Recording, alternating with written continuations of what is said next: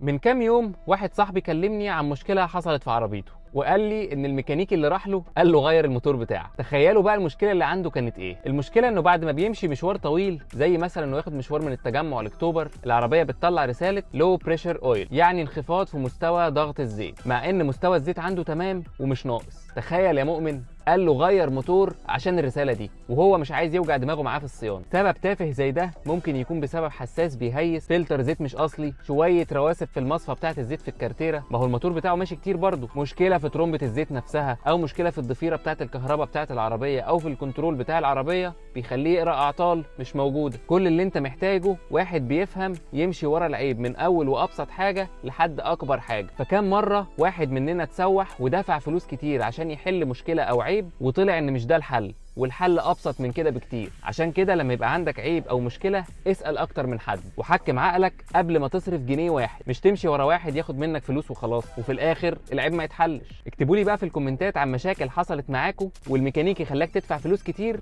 وفي الاخر العيب زي ما هو والمشكله ما اتحلتش.